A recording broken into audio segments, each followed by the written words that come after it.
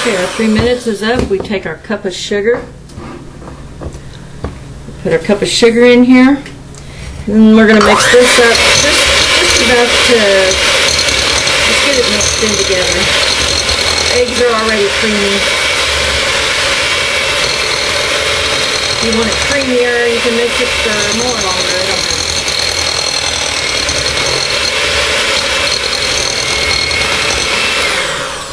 know. Okay. Now we're going to start with our dry ingredients. I have here 3/4 cup of flour. We're going to put in a 1/2 teaspoon of baking powder, a 1/2 teaspoon of baking soda, just a pinch or so of salt, probably a 1/4 teaspoon if you want to get technical. We want a whole teaspoon of allspice, pumpkin spice, allspice, any of that'll work. They call for cloves. You can put cloves if you want instead. I like the allspice. And 1 teaspoon of cinnamon. We're going to mix this all together in here. And we're going to pour it in with our liquid eggs and sugar.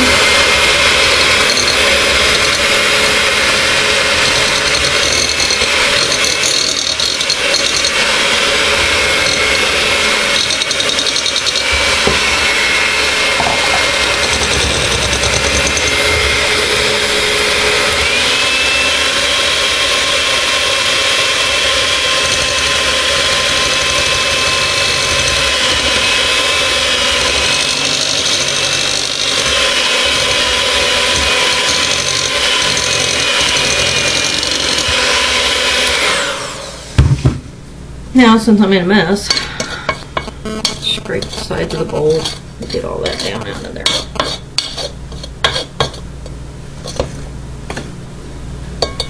Then we take our 2/3 cup of pumpkin. If you buy the 15-ounce can of pumpkin, you can use 1/2 can to make one, and the other 1/2 to make another. 1/2 of it's not going to hurt anything in your mix. Mix this up real good.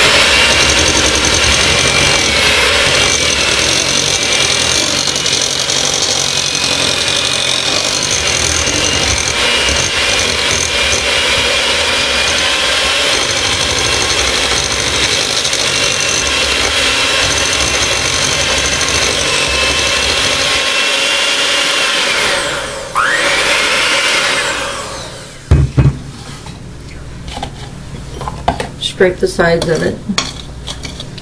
Just get it all mixed in there together good.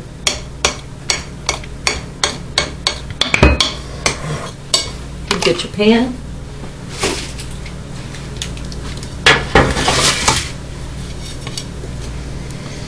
Pour it evenly across your pan. You want to try to get it as even as you can in your pan, so when it cooks, it bakes, it cooks evenly. It's not like a cake mix where if you just pour it in the middle of the pan and push it around, it'll expand and fill up the pan. This doesn't do that. This expands, but it don't fill up the pan unless you make it. When you spread this out on your pan, you want to be really careful. Don't touch the bottom of the pan because it scrapes off the oil that you sprayed, and then your cake sticks. So we get this evenly all the way across here.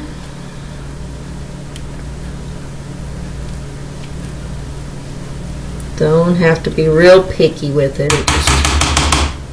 As long as you get it as even as you can.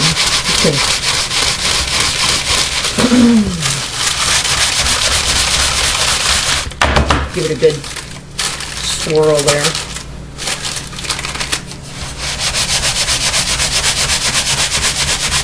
what it looks like right now is exactly what it's going to look like when you bring it out of the oven.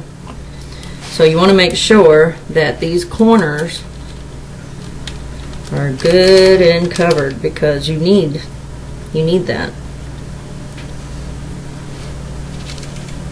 Don't have to make it thick, just enough to get in the corners. Just remember, whatever it looks like here is what it's going to look like when it comes out of the oven. So you don't want a big clump one place and only a little bit somewhere else.